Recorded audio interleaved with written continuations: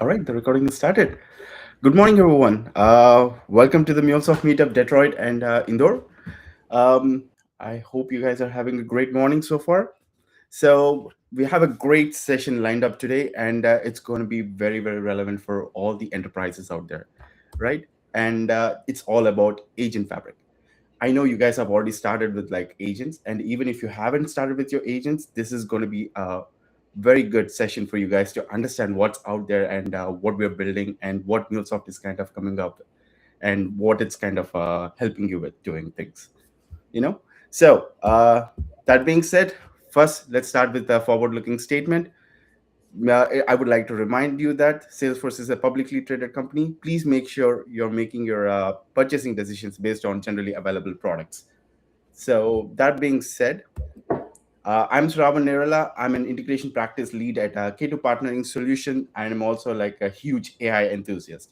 If you guys have some very interesting thoughts or topics that you want to discuss, feel free to reach out to me. And if you want to build out something cool like an AI product or something, feel free to reach out to me. I'm always on the Slack group, and I'm more excited to hear everyone's stories actually. That being said, I'm also a MuleSoft meetup leader for Detroit. So if you have an exciting topic to share with other ones, feel free to ping me again. All right. That being said, let me hand off to Anusha. Hi, Anusha. Yeah. Hey, Shravan. Hello, everyone. Thanks for the co-hosting and thanks for being here on Saturday morning. And I'm Anusha. I'm an MBA student at Cornell right now. Prior to my MBA, I was working as a MuleSoft developer back in India. So I do have like Mule experience and I do understand MuleSoft very well. And right now, if you guys are interested about talking about business and technology and like intersection of both, I would be very much interested to have a conversation. I'm also a meetup leader in the group India, and recently become ambassador. So it would be great to connect and collaborate. Thank you. Well, that's good. So that being said, the next thing. So today's agenda. So we're going to give you a quick background about like what Agent Fabric is and how things were working before Agent Fabric. And then we're going to talk about Agent Fabric, like how it is actually working and everything. And we have an exciting demo towards like how does this actually work in action. And we're taking like a lot of questions. And as we are taking questions, if you have anything that you would like to see or if you would like to play with, feel free to ping me. We can actually like continue the session, and then followed by we're going to wrap it up. Okay. So that being said, Alisha, please Yep. take over. Yeah. Okay, sure. So let's understand what's API sprawl. Before we talk about agents, we need to talk about a familiar problem. API sprawl. Most of us in the MuleSoft world have lived through this. As enterprise modernized, they broke apart monoliths into microservices and APIs, and APIs multiplied rapidly. Sounds familiar, right? This is the foundation for understanding the new problem we are facing, and this is still going on. That's where MuleSoft stepped in. Let's get into the next slide, Shravan. Yeah. So the average enterprise has 897 apps. According to MuleSoft 2025 Connectivity Benchmark Report, the average enterprise now runs nearly 900 apps and more than that. Look at this diagram. We have finance, HR, customer relationship, e-commerce, and like a lot more, all tangled together, each line representing an integration point. Managing this complexity, it's what MuleSoft was originally built to solve. That's where MuleSoft stepped in and like was able to handle it and also scaled it very fast. But now there's another layer on top of all this, which is like the actual story right now. So yeah, let's get into the enterprise story. Yeah. So for the enterprise story, the first thing, this is something that all the organizations have went through. See, when people started building these integrations, they had these microservices across their platforms. Meaning, like some of them were building in Python, some of them were building JavaScript, some of them in Java, and some of them in like other languages like Ruby and other things. The thing was like it was like they were able to build assets fast. The problem was it was kind of scattered across everything, and that led to something we call it as an API sprawl or the explosion of microservices. The idea itself is like, see, the thing is, if all of these assets are like scattered across, there is no centralized visibility towards what can I build. Instead of like what can I build, it's more towards like recreate everything instead of reusing things. This kind of became a growing integration complexity over the period of time. Enterprises were putting in a lot of more money into the organizations to build things, but the thing is essentially they're not reusing it. So this is where MuleSoft actually came back and said, like, you know what, we introduced something called as any point platform.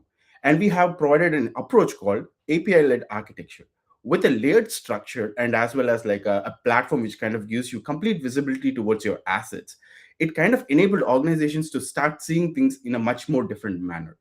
This kind of brought all these explosion of API sprawls and microservices together into one single platform where you're able to see everything what's going on. This was really great. The reason once people started adopting this MuleSoft approach towards API-led architecture and building assets together, it kind of gave them the right scale towards like how they want to grow as an enterprise. They started to govern their answers. Sorry, govern their assets, reusable assets at scale, and providing like a faster iterations and everything. They were able to like scale up much faster. And every organization who are able to adopt this approach, now they're getting ready for the next big thing. That's agents. See, the thing is like once AI started taking off, every account system, I mean, every organization was starting to build as a specific agent.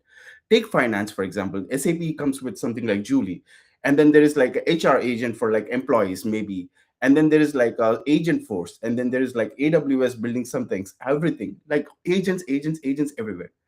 But here is the problem: all these agents are kind of like built in silos again, meaning like one of them is building in Python, one of them is building in JavaScript, one of them is building in some other language. See, the idea itself is like you're kind of repeating the same exact issue what MuleSoft has solved earlier, and that's agent sprawl. So agent sprawl is like now everywhere now, just like how API sprawl was. Now it's like agent sprawl.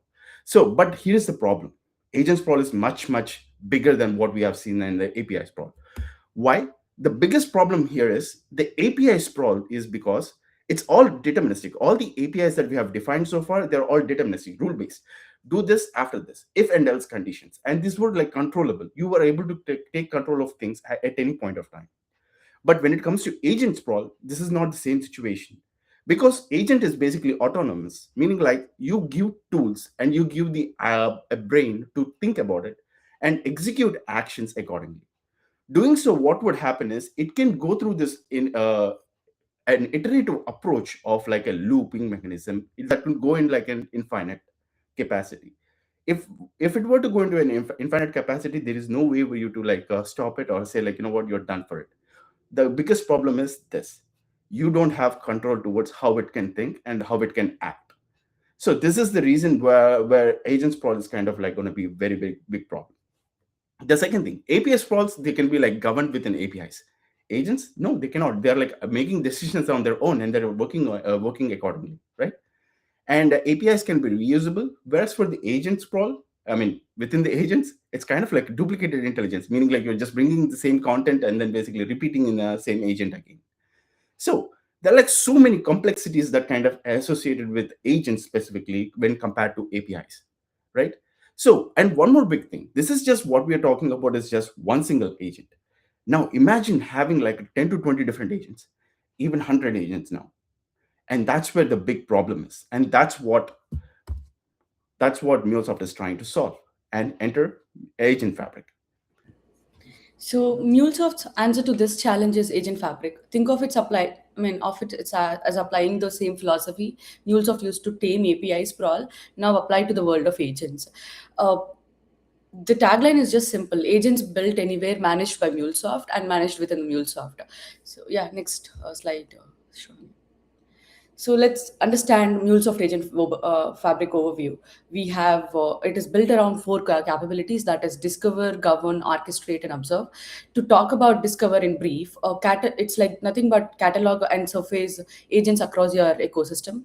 Govern will apply security, compliance, and policy enforcement to every agent interaction. Orchestrate is nothing but intelligently routing and coordinating process across all the agents that you have. Observing is like gain real-time visibility into how agents are interacting. Everything is connected via standard AI protocols. That's MCP and A2A. That's model context protocol and agent to agent. So basically, it's just that to give or to be able to easily discover your agents and apply policies and orchestrate them and route them, and also have a visualization tool for you to handle it end to end, as we have like AnyPoint platform for APIs. Yeah. Next. Sure. So let's understand about MuleSoft Agent Fabric and MuleSoft Agent Registry. The agent registry is centralized catalog for every agentic asset in your enterprise, whether it was built in house or comes from embedded in a SaaS product or sourced externally. Think of it's like any point exchange for agents. Developers and other agents can discover, reuse existing capabilities rather than building or rebuilding the same logic over and over again. And agent scanners, yeah, let's move to agent scanners. So, well, when we talk about we are talking about multiple parts of Discover, and agent scanners is one of it. Agent scanners are already generally available.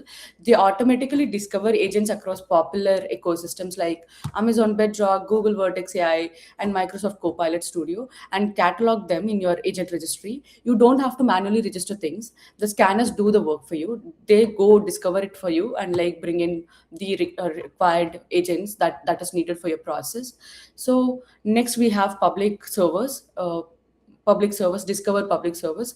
So this is an um, yeah, this is an agent registry. Will also surface as a curated list of publicly available vendor hosted MCP servers. You will see names like GitHub, Anthropic, Postman, Microsoft, and more. This gives your developers a governed marketplace of trusted and enterprise ready agents rather than hunting, enterprise ready MCP servers rather than hunting your random MCP servers on your own. So this will have it's basically in-house ecosystem that they are trying to build, so that you will be able to easily access and play around and build a trusted agent ecosystem for your use case or like your organization, rather than going externally and like finding something, and like instead of you spending time on that. To talk about MuleSoft agent governance. So governance is where MuleSoft existing strength is where really shines. Agent governance extends the same high performance API gateway already trusted by thousands of enterprises to cover agent interactions. You can apply policies for rate limiting, authentication, PI protection, compliance checks, and more to every single agent to agent interaction or agent to system interaction. Basically, you can compare this to API gateway that you do for, or sorry, API policies that you do for your APIs on any point platform. So next we have AI gateway. Govern do have AI gateway. So AI gateway takes governance as a step further by managing access to LLMs themselves. So similar to how API gateway controls API traffic, AI gateway controls which teams can call with which models, tracks token usage, provides intelligent routing between providers. You can see this in screenshot. It tracks prompt tokens, response tokens, and for your business group, and give you a cost visibility and control. Yeah. Let's give a quick pause up here, and Sure. I kind of see like one question already in the DM or Q&A. The question is the orchestrate layer where agent broker comes into the picture? Um, yes, yes, yes, it does actually. So the thing is like we're going to talk about that in a second. But yeah, but what you're saying is true. All the agents will be orchestrated through our agent fabric, and the agent broker is part of it. Yes. So yeah, the next thing that I was about to talk about was orchestrate, and as part of orchestrate, we have agent broker. So the agent broker is the orchestration brain. It's a context-aware routing service that gives you a goal. I mean that we once it is given a goal, continuously discovers and engages the best fit agents for you and tools to get the job done. You can define your business focus domains like human resources, customer relationship, or finance, and the broker knows which agents and MCP servers to choose for and which MCP servers will belong in your domain. It handles the complexity of multi-agent coordination behind the scenes. So you do not have to worry about finding the right ones.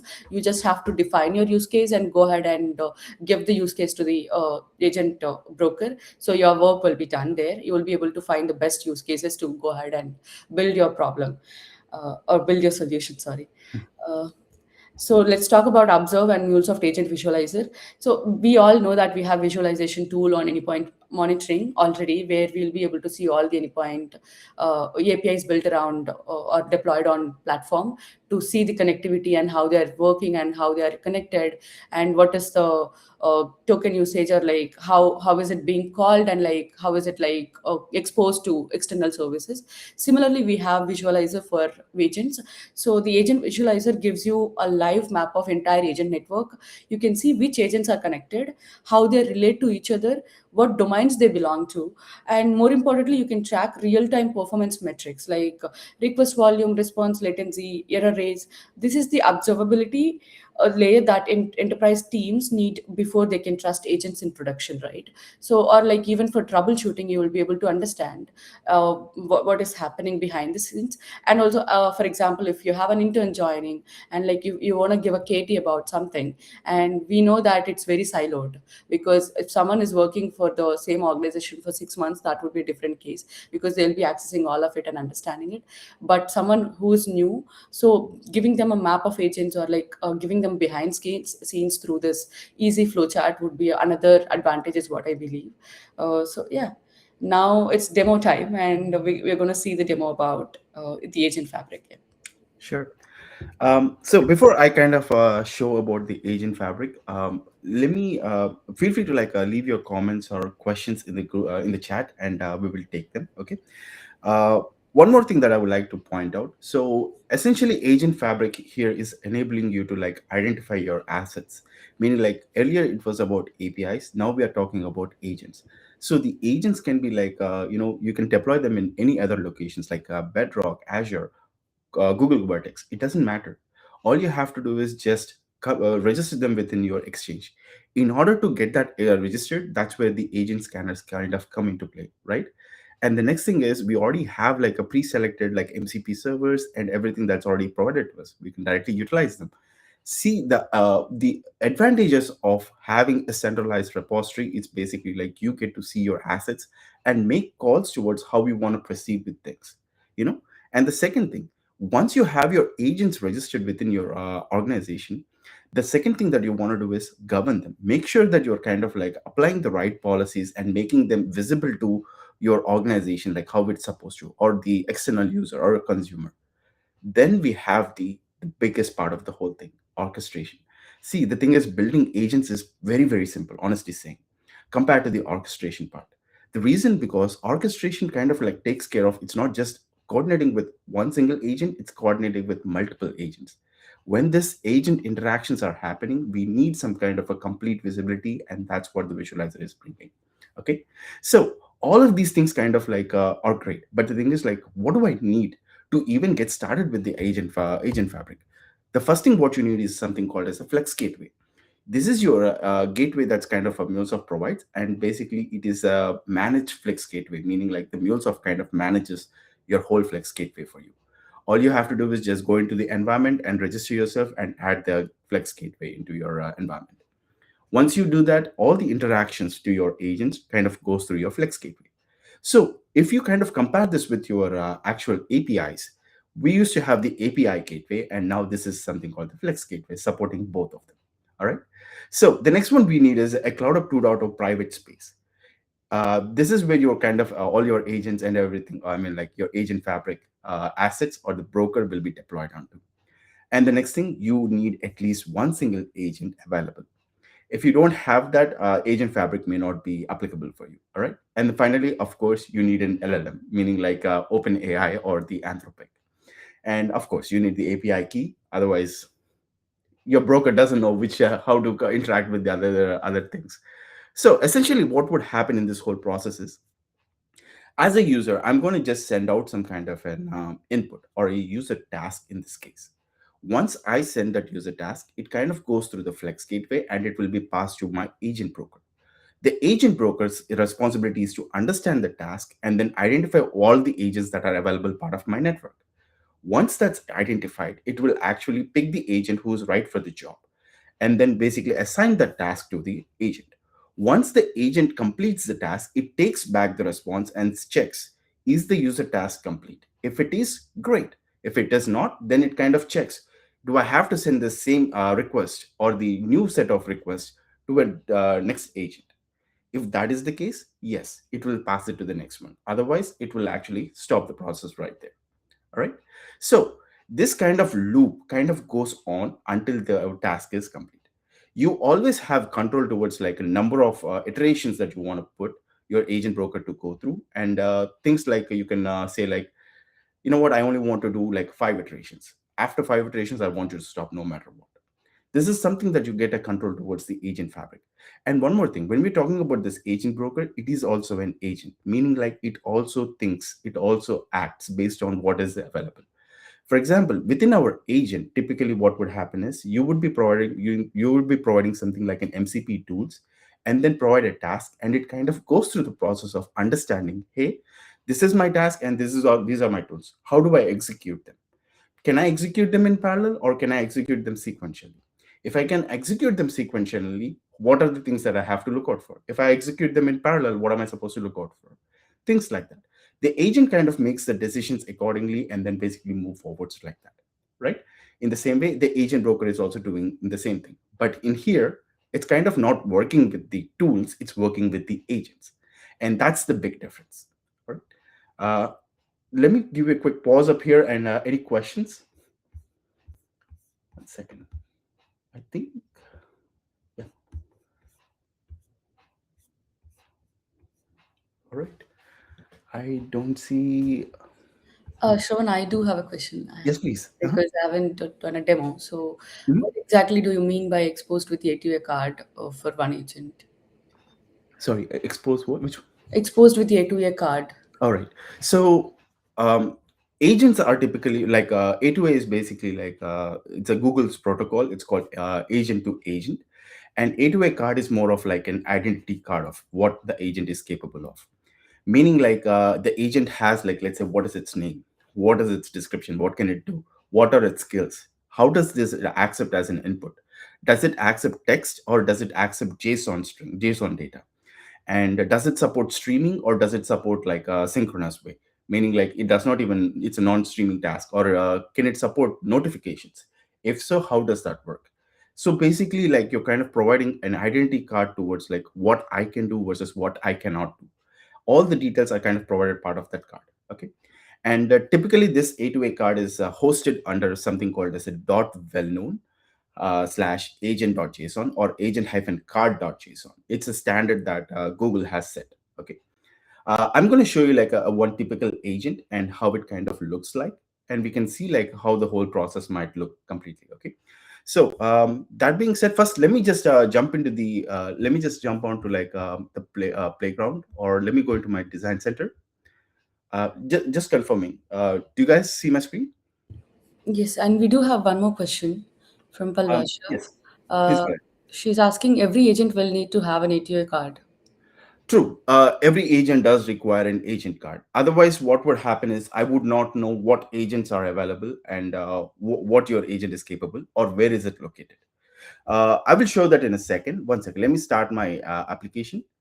So what I have done is I've built something called as an all agents. In this one, I've kind of created like 3 different agents, and they have like 3 different responsibilities. The first one being like something like a GitHub. It kind of works on managing like GitHub repositories. The second one is about like Postman. It kind of checks like if there is a particular Postman collection is available. If it does not, it creates them. And then the third one is basically the MuleSoft MCP server. So it kind of works with the Anypoint platform APIs, and then basically you can kind of perform the agent, I mean, operations based off that. So all the 3 agents, they will be deployed as part of the all agents. Of course, I kind of like consolidated into one of them, but it's always a good idea to separate them into separate agents. Okay. So once the application is up, I'll show it to you. Let's give it a second. Wait a second. I think. Okay. In the meantime, what I've done is I've also already have taken a quick snippet of like how an agent card looks like. Notice on the URL, I kind of provided like something like GitHub agent, and then I provided something called dot well known slash agent.json. So what this really is telling is like this is my location and this is how my card looks like. What kind of protocol version that I will be utilizing, and what's the name of my agent? How what's the description like, and how do I interact with this agent? For example, this is the URL. So basically, this identity card is deployed on this particular location, but the URL to interact with it is this one. Then followed by, you can actually see like the other additional interfaces that it supports, and then capabilities that it can do, like streaming, push notifications, and things like that. And then followed by input is basically like you provide it in text format or application slash JSON, and then it kind of has something called the skills. This is what it kind of can do right now, like add comment to a pending review, or add an issue, add reply to a pull request, or assign copilot to an issue, and things like that. Right now, all of these might look like tools, but in the background, they could be doing something more. Meaning, like, for example, if I were to say add a issue comment, in this case, it's not just talking about issue, adding an issue. It needs to think about, okay, what issue, which project. It kind of has, you have to provide all the details, right? And that's what agent kind of asks for while it actually performs it. So the agent's responsibility is like just like a human does. So the idea is, if we have like a partial information, how we act upon our data, right? That's exactly what agent does. For example, let's say that I just give a very very plain task, like something like send a message to a particular person. Okay, what's the person mean? Who is the person? The question is like, who am I supposed to send and what am I supposed to send? If these two details are not provided, I would not know what to send or who to send, right? So I ask the questions, okay, who am I sending this message, and what is the message that I'm trying to send? Once I have all the relevant information, this is where we kind of go back and say like, okay, I understand, okay, this is what I'm going to do, and we can go further down like that. All right. I hope that makes sense. All right. Okay, I see a few more questions, I guess. Yeah. One from Rajesh. What is all agents? Is that a Mule project developed in any point studio? Yes, yes, Rajesh. This is a Mule application that I built, and then basically in that, yeah, it has like all the three agents that I'm talking about: the GitHub, the Mule, and then the Postman. Okay. All right, let me just go back to my application, and I can see my all agents application running. So what I will do is I'll just take this URL, and then followed by, I'm going to paste it up here. And first, I'm going to show you like my Mule agent agent card. Notice that the agent card doesn't have much of the details in this case. Oh, I totally forgot. I turned off my. Shoot, I should have turned it back on.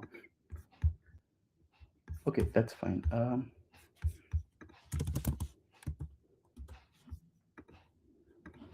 Uh,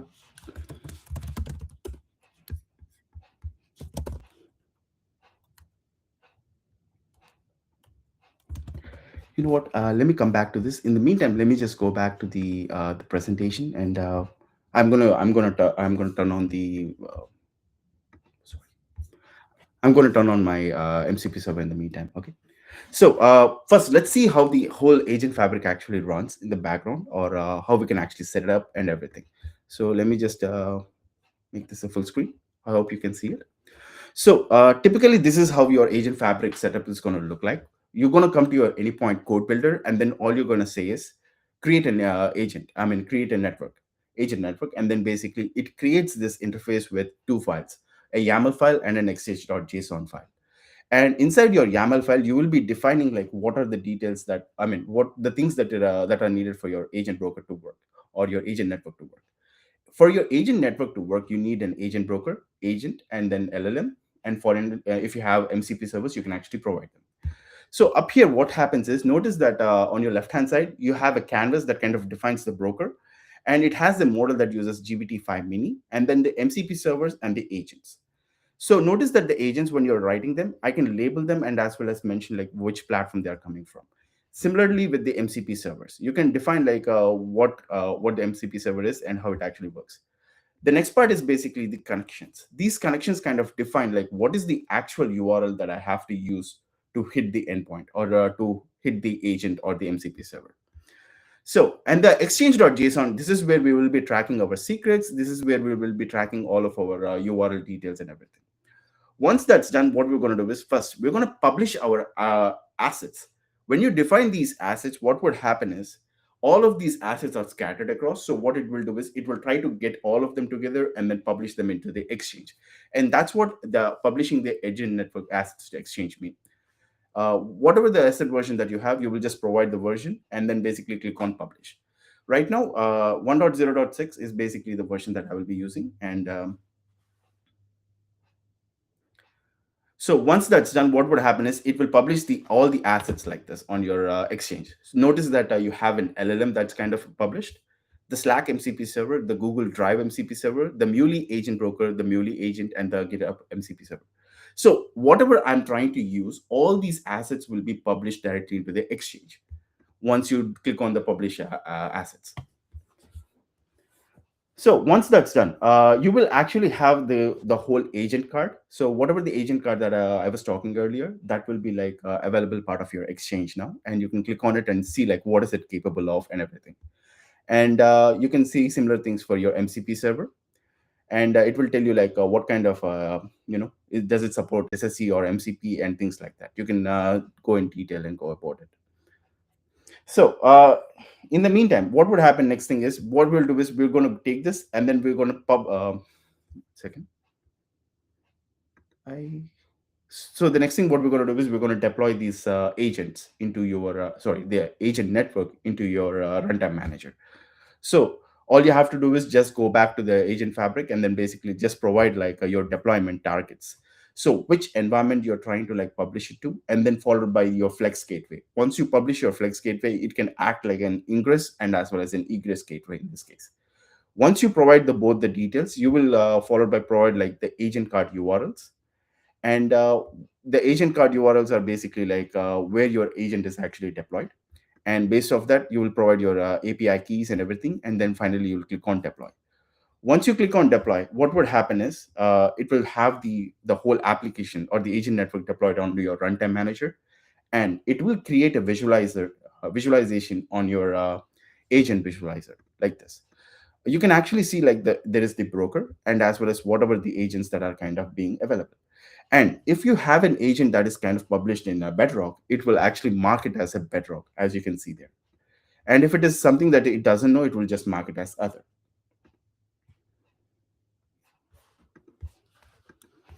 All right. One second. Let me go to the agent. So here's the Flex Gateway, and you can see that there is the ingress and then the egress ones that we have created. And that was the agent broker. Muley agents is the agent broker that I have created. By default, when you deploy your agent broker, you will not have access to the public endpoint. The reason for that is because your Flex Gateway is going to be your main entry point for all of your agents. Okay. And all the details that you have provided, those will be tracked as part of the properties up here. And then let's go into the one of our Flex Gateways up here. So you can see the public endpoint being available right there. You will just take that information and then basically provide the agent broker URL and ask for the agent card. It will give you the full agent card for the whole application. Cool. All right. So let's go back. And if it has, like, right now, that's the broker that we have. And let's just go into the details. So this brings you to your API manager. This is where you're kind of managing your whole agents, like the assigning like an instance ID and what kind of policies that you would like to apply and all the details. So now what we're going to do is we're just going to take the broker and then basically make a call to our actual. We're going to send out a request to do something. For example, in this case, what I'm saying is create a file named sample document.doc in my drive, and then write the text of hello Sravan, and then send a Slack message to Sravan Nerella confirming that the document has been created. So in here, basically, like there are two things happening. The first thing is basically creating the document if it does not exist. And the second thing is it also have to write the document saying like, hey, hello, Sravan. Once it's done, it also needs to send out a Slack message altogether in the final step. So all of these things needs to happen in a one single go. So instead of me writing everything and doing everything, I'll just assign this to an agent and I'll let it trigger them. So once I do it, what would happen is, one second, let me just,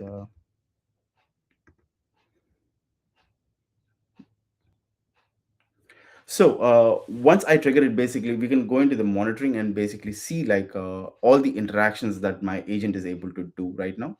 One second, traces, and you can see like what are the operations it's performing and everything like that. So notice that the first one is like an open AI call, the LLM, and then followed by it's making call to Google MCP and other details like that as it goes further down. And each one of these details are tracked, and you can click on each one of them to see the full details of what really is going on in there. And you can always come back to the actual logs, and you can also see the messages that are coming in and what it's performing and everything as such. And one key thing that I forgot to mention, the all these interactions, they kind of happen through JSON RPC. So just be aware of that. And if you just whatever the messages that you're sending, all the things are kind of needs to be in that particular format. If it doesn't, it will throw a bad request, and the agent will not be able to perform them. Notice that up here, it actually created that file. One second. It created that sample document.doc file, and then basically it also added the text of hello Sravan in there. And once the whole thing is done, we also wanted it to send out a Slack message. Notice that if I go to my Slack workspace, one second. Notice it says that I created a document, and then basically you can see the information that it created. Cool, right?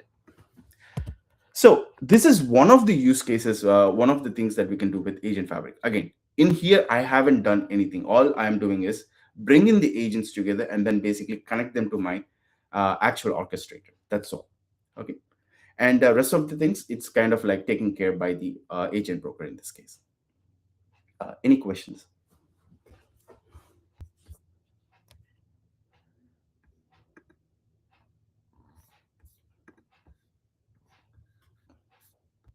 Right. I don't see any chats or DMs.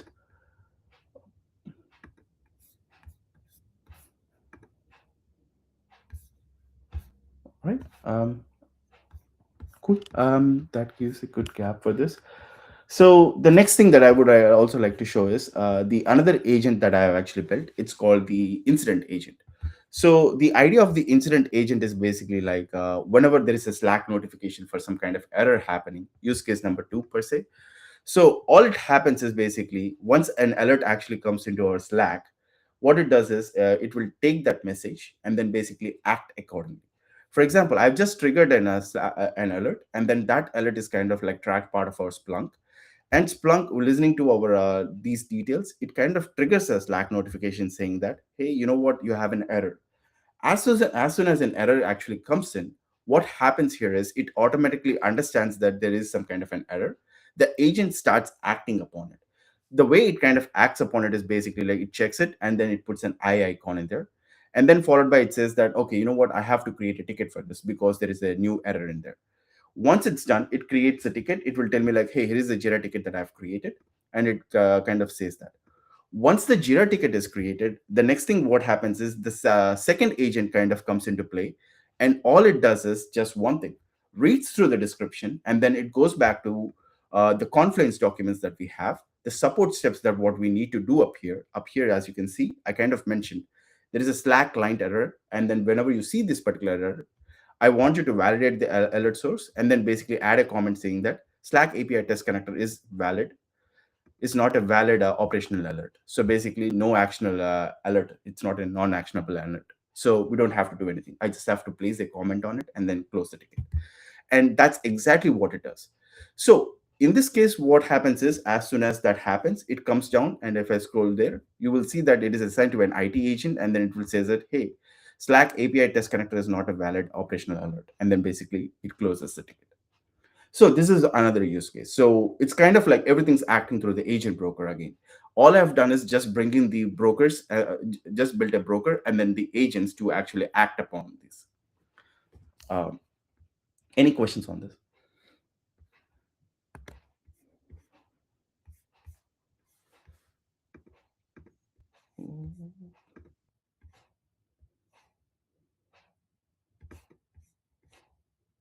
All right.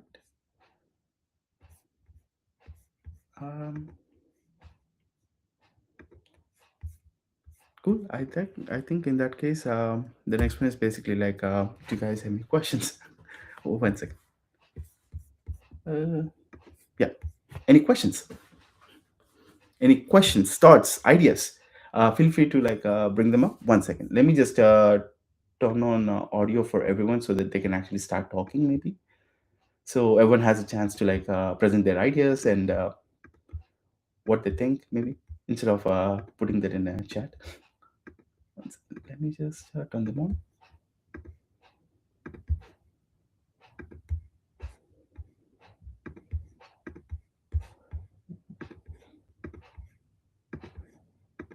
All right. Um, I believe everyone has an access right now. So if anyone has a question or something, feel free to unmute yourself and then ask a question. Actually,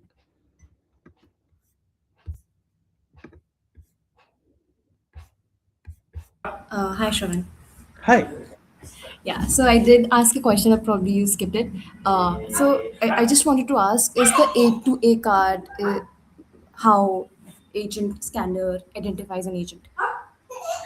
Um, it's kind of a both. Agent card is more towards like the orchestration and how it actually interacts with it.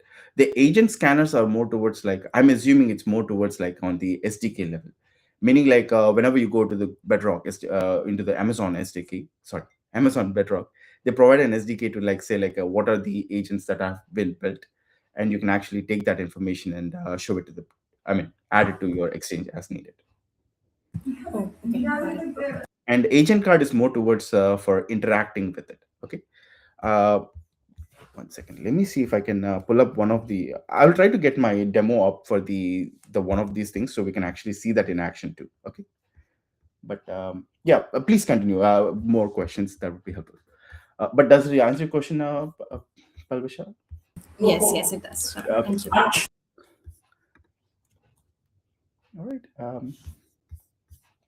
1 second, let me just all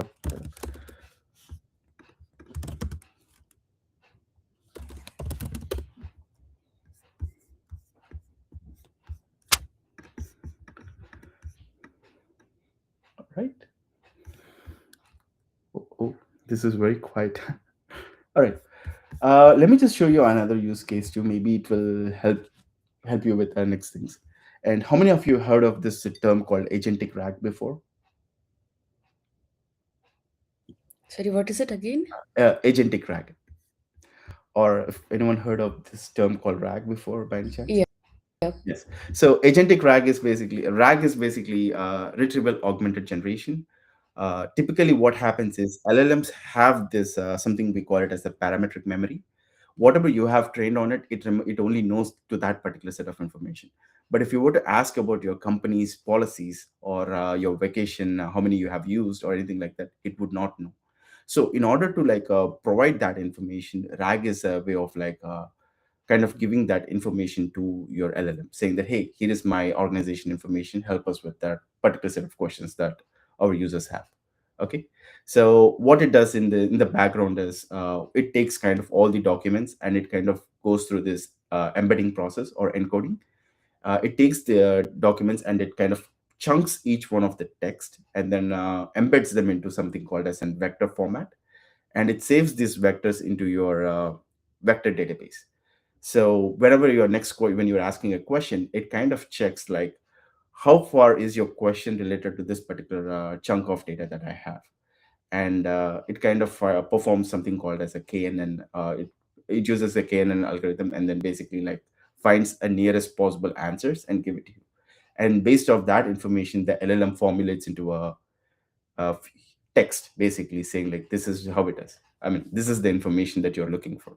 So let's say that the information is scattered across like 5 different sources. It kind of gathers all the 5 different sources, articulates everything into like understandable format, and sends out as a response. When it comes to an agentic RAG, it's not just sticking to one single source. Rather, it's kind of searching across multiple sources. For example, let's say that whenever you're doing in a chat GPT, it's like saying like, "Hey, I need some information on this." If it does not know that particular set of information, what it does is it kind of goes through different sources, right? So meaning like it will do a Google search, or it will go through Wikipedia, or it could go through something else, and it gathers all the information and then basically tries to like put together into an final answer. That's what an agentic RAG is technically. So in here, what in order to this work, what I've done is I have created myself a RAG MCP server that has my internal knowledge base, and as well as I have provided the tools to my MuleSoft MCP environment. And Google, instead of performing a Google search, I have provided a web browser, Brave MCP server. So using providing all these three things, and giving access to the broker. What it does is kind of it checks for all the sources before giving an answer, like that. One second, please.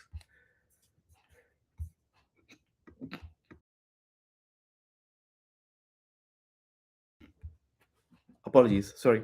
um any questions? So that's basically like an agentic rack. Again, that's possible to, again, any questions or thoughts? All right.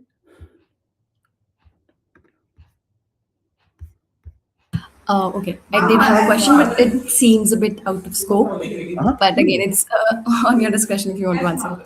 Uh, you talked about the MCP server. Now, I've heard this term come up a lot, but I've never got the chance to actually, see what an MCP server is. So, could you just give me a gist of what an MCP server is? um so you need what's an MCP server, or is it like how will an MCP server look like? No, what is an MCP server? Like, what does it do? How, what part does it play in this agentic fabric? Okay. So one second. Let me go back up here. Let me just go into the exchange for the time being. So, all right.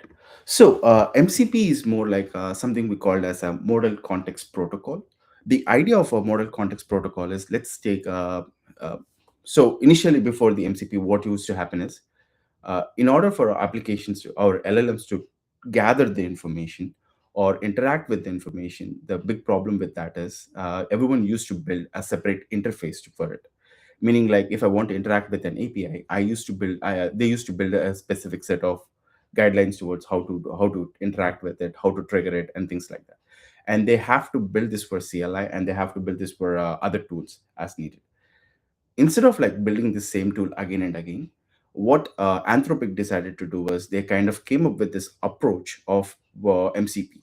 So it's going to be like a one interface everyone is going to implement in, and this is going to be directly connected to your LLM, and it will teach your LLM how to interact within your service. So that's what it is. And each of these servers, when you actually have them, the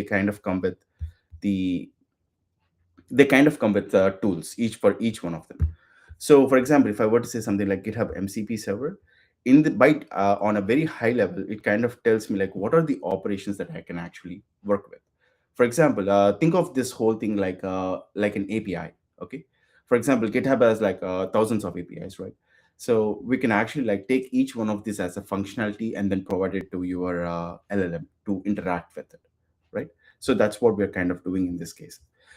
In order Within our exchange right now, it kind of tracks the information of where is it located and what kind of protocol it supports. MCP is kind of like supports in mainly in like two big ones. One is through HTTP, the other one is being STDIO. If it is STDIO, that means like it's inside your system and you're kind of interacting within your system. And if it is something like an HTTP, it kind of supports in two of them. One is streamable HTTP, the other one is being like a SSE, server sent events. People who have implemented this in Java, they might have seen that. And anytime you're kind of typing anytime basically like you're sending a message to ChatGPT or something, it either streams the message and there is this small pauses, right? That's exactly what it's kind of like processing the information and then sending it as it's having the new information. That's what it is doing. Okay. So if I want to connect to I wish I can get this. Second. All right. So I think I have my MCP server up. Let me just see if I can show it to you. So you can actually test or play with your MCP servers using something like a Postman. And the way you do it is basically go into your one second. Click on a new request, and then basically you can have like this in the latest Postman, you have the ability to like change it from HTTP to MCP. Click on MCP and then provide the protocol to be HTTP. And what would happen is you will just provide your URL. Right now my application is deployed in the local system, so it will be running here. Let me just disconnect for the time being. And then basically I can paste the URL and press enter. So what that lets me do is it will tell me like whatever the tools that are available part of my server. It will actually say like these are the servers tools that are available, and it will show them up here. One second. Yep. So notice that it actually kind of provides all the tools that are available like this. And in order to interact with it, we can, in the Postman, it's just like just click on this and then basically click on run. But when it comes to agents, it kind of does this process in the background by itself, so we don't have to do this manually. I hope this answers the question. Yes, yes. Yeah. Thanks a lot. Okay. Okay, now that my application is running, let me just go back and check if this, you know what, maybe I have to restart it. Let me just go back and do that. But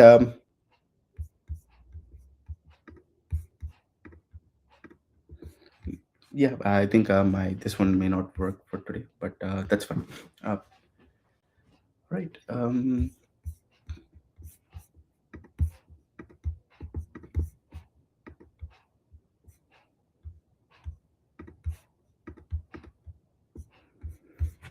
All right. Yeah. Other than that, any other questions? I guess. Cool. Oh, I see. Actually, a question. Do we get it recording? Yes, yes, Rahul. We will provide this recording as part of the meetup. We will also have a YouTube link. I will upload it into a YouTube and then share it with you guys accordingly. If you want to see any of these things, we have a channel in the YouTube, MuleSoft Meetup. One second, I can just pull that up. MuleSoft Meetup Detroit. Feel free to come here, and you should be able to see all these sessions that we have done so far, and you should be able to uh, revisit them as needed. All right. Um, I'm strongly hoping if I can get this one working, I can show you like other part as well. I want to show you like how this whole streaming actually works, how the agent kind of like takes in a task, how does it trace it, what kind of responses it actually sends out, and things like that. But the thing is like I've built a small interface for this for people to see like how the whole thing actually works in the background. Right now, everything kind of looks like it's kind of doing everything, and it's kind of like making the decisions and everything, but I wanted to see the whole thing like in different ways. I like how, what kind of requests is it sending, what kind of responses am I getting, how does it actually tell me like what's working versus what's not working, and things like that, you know. So yeah. All right, I see another question.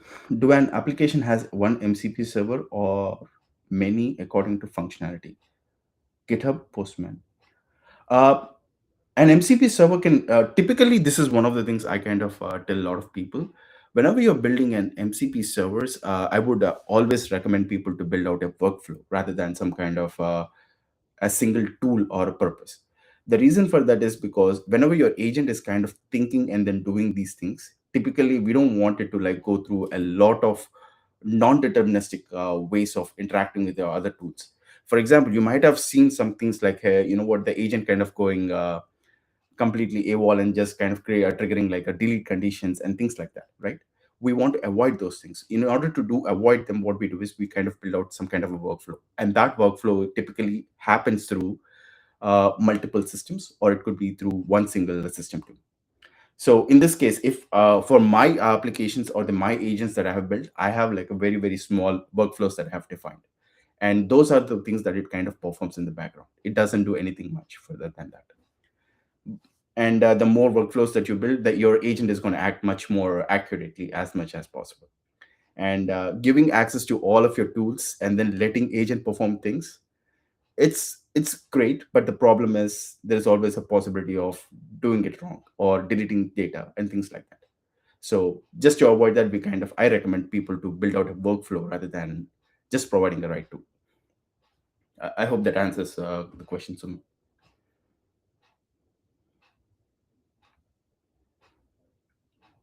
one second.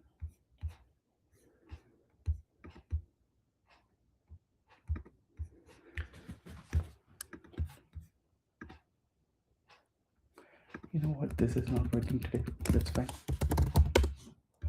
Okay, at least I have my GitHub one, so let me just pick up this for the time being. So I'll just go back to my playground, and what I've done is I have what? Nothing works today.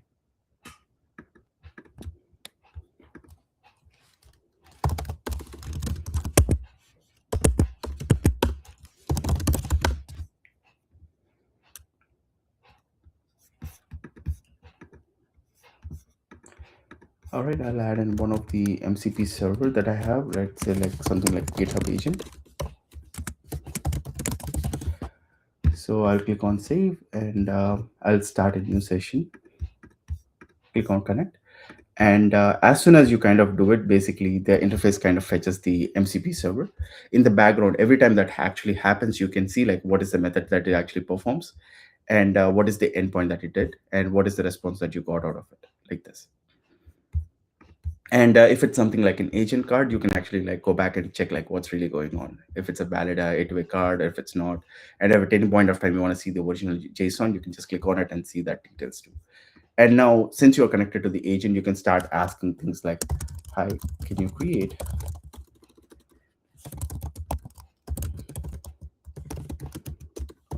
in my personal account, let's call it um,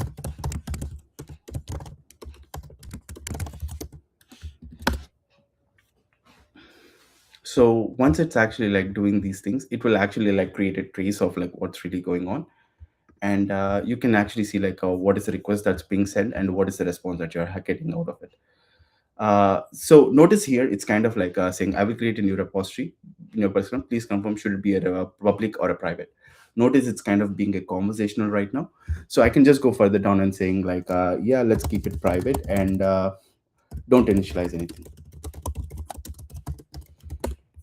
So here, this is what we call it as like when it needs the right set of information, it's kind of coming back and asking like, hey, I need the right set of information. If it doesn't have, it will tell like, I don't have enough information to do it. Notice once it's done, notice it will tell me like it's created, and you can see that information. And as part of the agent traces, you can actually see like what is the task that it's created and what is the tool it tried to create and everything as such. So every time it's kind of working with a particular tool, I have provided a clear instruction saying that do not trigger this if you don't have the right set of information. So that's why it's kind of coming back and asking the questions every time before it triggers them. And you can go further down. And for example, if I want to see like specific request that it actually sent out, I can click on it and I can see that. So this is the private one. This is the first request that it actually sent out. The second thing was it created a task. Again, these are all SSE events, server sent events. So you can see the event actually comes back and you can see the status been submitted. And then followed by, you can actually see what is the status update coming back from the agent look like. Meaning like it says that I'm passing the request to the create repository. And then followed by, when it has that information, it is telling me like I have received the information. And notice everything kind of goes about like a status update versus a working state and things like that. And this is how the agent A2A protocol actually works. This is and how this is how the streaming actually works in the background. And you get to see like all the details and everything. And once the whole task is done, it will tell me like, hey, the status is completed. And once the whole thing is done, it will also send me a full set of information of what happened so far. And all those details are being like rendered on your screen like this. Uh, so this is just for like one single agent. This is how you kind of interact with it. Now, if I were to add like multiple agents to this and then do the conversation, that's what your agent fabric is kind of doing. All right. Okay, that's all I have for the demo for this one. I apologize for like the last minute confusion on the application not running there. Yeah. All right.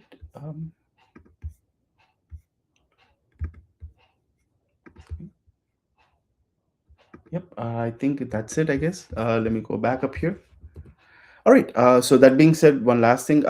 If you guys are interested, feel free to like join us in the MuleSoft community Slack, and we are very active in there. If you have any questions, technical questions, or if you have like fun thoughts that you would like to play around, or if you have something that you're stuck on, feel free to ping us, and we will be able to help you on with this. And thank you very much for joining in today, and thank you, Anusha, for hosting this session. And uh, it's an amazing session to talk about like all this agent fabric and all the exciting stuffs that are happening out there. right? Thank you so much, Shravan. I must say that it was very interesting to see all the agents that you've built and the use cases that we've discussed. I think it has been insightful. Thank you for co hosting, and Yeah. thanks to all for joining. Well, thank you, everyone.